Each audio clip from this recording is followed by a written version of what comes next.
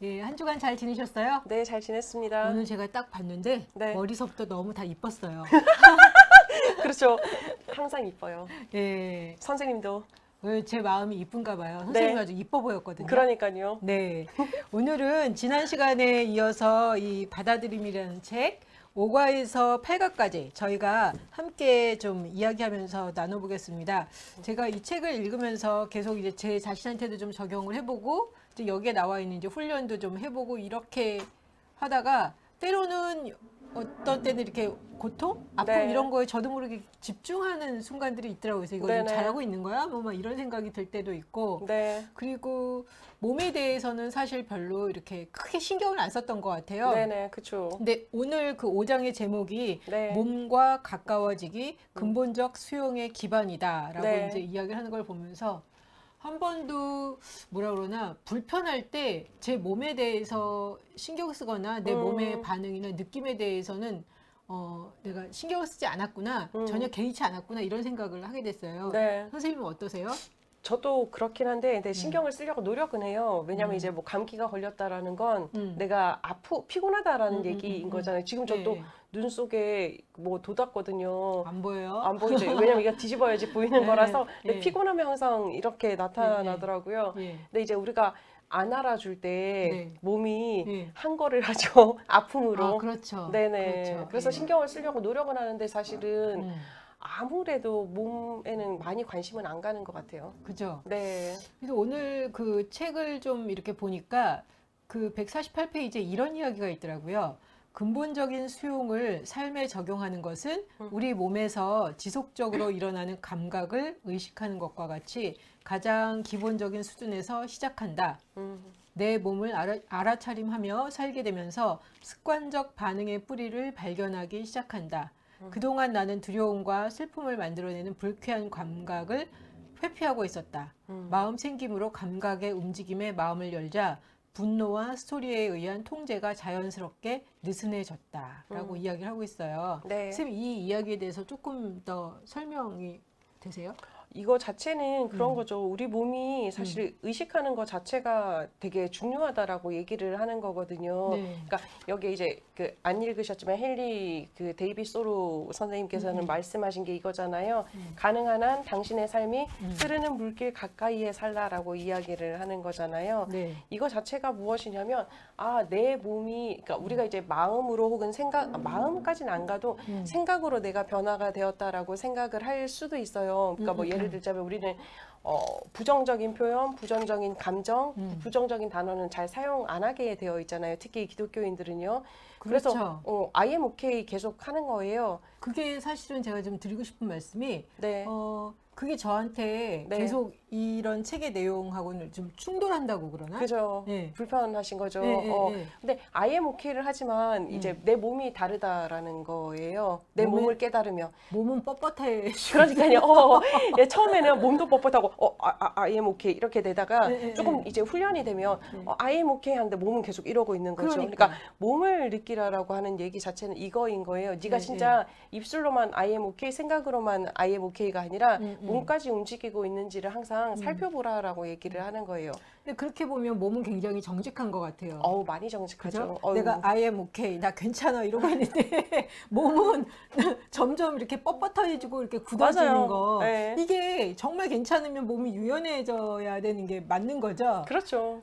그래서 제가 뭐라고 그러나 계속 제 자신을 이렇게 돌아보는 거에 대해서 성격적으로도 그렇고 네. 뭐 크리스찬으로서도 그렇고 익숙하지 않다. 않은 거. 네, 맞아요. 예. 그러니까 몸 자체에 대해서 우리도 모르지만 서양 철학도 사실은 이제 많이 분리를 했잖아요. 그렇죠. 영혼과 이분법적으로. 이분법적으로. 예, 예. 그러다 보니까 우리도 몸 자체에 대해서는 흔히 음. 흙으로 돌아갈 것이라고 생각을 네, 하고 네. 잘 안 살펴보게 되잖아요. 예. 그런데 이제 상담에서는 보면 몸의 언어를 되게 중요하다라고 우리들은 가르치고 있거든요. 왜냐하면 뭐 내담자가 이야기할 때 입술의 언어로는 나는 괜찮아요라고 하는데 막 눈동자가 흘린다든지 아니면 나는 괜찮아요 그러는데 두 손을 꼭 잡고 있다든지 이러면 안 괜찮은 거니까 읽으라고 하면서도 예. 내담자의 몸짓은 저도 잘 읽는 편인데 제 자신의 몸짓에 대해서는 약간 이제 조금 특이하게 저는 이제 약간 경직된다 그랬잖아요. 앞에 나가고 그런 거 자체. 그러니까 그럴 때만 인지가 되지 그 외 상황에서는 그렇게 인지를 잘 안 하는 편이기는 해요. 네. 근데 그래서 저도 그걸 잘 인지를 안 되지만 근데 좀 사람이 긴장이 되거나 그러면 몸이 뻣뻣해지고 이렇게 굳잖아요. 그럼요. 목이 아프잖아요. 네, 그리고 등부터. 막 뻣뻣해지고 네, 맞아요. 굳고 그런데 이거 그러면은 아니야 나 괜찮아 계속 이러고 있었는데 계속 안 괜찮으니까 네네. 제가 이 책을 보면서 내 몸의 반응에 대해서 조금 더 좀 네. 신경을 좀 써봐야 되겠다. 네, 맞아요. 그리고 저는 예를 들면 고통스럽다 그러면 고통스러우면 안 돼. 이게 굉장히 강했던 것 같아요. 네네, 그쵸. 근데 고통스러우면 안 돼. 뭐 그런다고 해서 이게 안 고통스러운 건 아니니까. 그러니까 제 말이 네. 제 말이 그러니까 이거에 대해서 이제 굉장히 좀 마음이 이렇게 혼란스러웠는데 그 158페이지에 보면은 네. 이 타라 브렉이 그 출산의 순간에 대해서 이야기를 하고 있어요. 네네, 맞아요. 출산의 순간에 산파가 산모에게 이렇게 말했습니다. 잘못된 거는 없어요. 모든 게 완전히 자연스러운 것이고 단지 고통스러울 뿐이에요. 단지 고통일 뿐 잘못된 것은 아니다. 이 말에 산모는 마음을 열고 고통을 수용할 수 있었다. 삶이란 고통을 느끼는 것을 포함한다. 근데 이게 마치 해산의 고통이라는 게 있잖아요. 근데 네. 일단 고통이 딱 오기 시작하면 이거 뭐가 잘못된 거 아니야? 두렵겠죠, 다. 네, 막 이 생각이 들었는데 사실은 애 낳을 때 고통스러운 거는 맞는 거잖아요. 당연하죠. 네, 당연한 건데 네.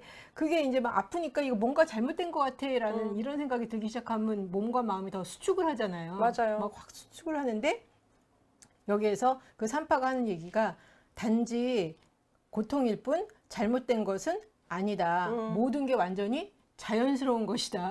맞아요. 그러니까 이거는 제가 기존에 갖고 있던 어떤 개념과는 좀 상반된 맞아요. 네, 네. 상반된 이야기를 난 고통스러우면 이건 뭔가가 잘못한 거야. 이거 지금 상황이 이러니까 내가 고통스러운 거지. 그리고 내가 제대로 잘했으면 이렇게 고통스러울 리가 없는데 이런 식으로 좀 생각이 많이 갔었는데 산파의 이 산모의 고통을 딱 보니까 안 아프고 어떻게 애 낳냐고. 그러니까요, 맞아요. 안 아프고 날 수가 없잖아요. 맞아요.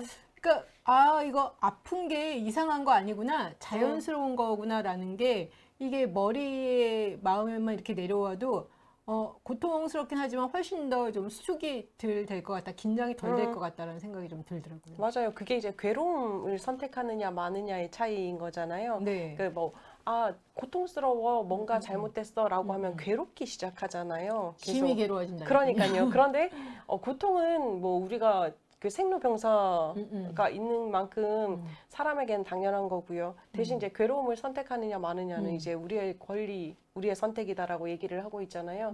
그게 이제 꼭 기억해야 되는 부분이기도 하죠, 우리가. 그렇게 되면은 고통스럽긴 하지만 그냥 그래도 그러려니 하고 그러면 이제 몸이 뻣뻣해지거나 이거는 좀 덜할 것 같아요. 그렇죠? 그렇죠. 그런데 근데 그게 이제 한순간에 덜하지는 않을 거예요. 아마 우리가 훈련이 이미 살아온 세월만큼 우리가 가지고 있는 생각 자체도 되게 틀이 굳어져 있는 건 사실이거든요. 그렇다 그러면 어떻게 되느냐? 아무리 내가 고통이 있구나라고 받아들여도 내 몸을 뻣뻣하게 하고 이 목부터 이제 등까지 이제 경직시키는 이거는 안 없어질 거거든요. 그래서 스트레칭이 필요해요. 스트레칭, 몸의 스트레칭도 필요한 거예요. 우리가 마음의 스트레칭이 필요한 것처럼 마음의 스트레칭? 그렇죠. 마음도 이제 계속 괜찮아라고 얘기를 해주는 게 사실은 그거잖아요. 고통을 느껴도 괜찮아, 슬픔을 느껴도 괜찮아. 이것도 스트레칭이잖아요. 사실은 내공을 쌓으려면, 힘을 쌓으려면, 운동하려면 스트레칭이 필요한 것처럼 몸도 마찬가지로 우리가 자연스럽게 계속적으로 해줘야 된다라고 얘기를 하고 있어요. 그래야지 건강해진다고. 네. 그래서 조금 더 읽어보면 신체적 고통에 대해서 근본적인 수용을 하지 않고 두려움과 저항으로 반응하면 뒤이어서 일어나는 자동 반응의 연쇄는 엄청나게 강렬할 수 있다. 뭔가 잘못되었다고 믿는 순간 우리의 세계는 움츠러들고 우리는 고통과 싸우려고 애쓰다 자신을 잃게 된다. 저는 이게 굉장히 인상적이더라고요. 그러니까 뭔가 잘못됐다고, 야 이거 이렇게 너무 고통스러우니까 이거 고통스럽다, 힘들다 그러면 당황하면서 이거 뭔가 잘못된 거야. 이 생각이 들잖아요. 네. 그러다 보면 우리의 세계가 확 움츠러들고 이 고통을 받아들이기보다는 이 고통과 싸워야 된다는 생각이 막 드니까 그때부터는 내 자신이 안 보이고 중심을 유지하는 것도 안 되는 것 같아요. 그렇죠. 쉽지 않죠. 싸워야 되니까요. 네. 싸우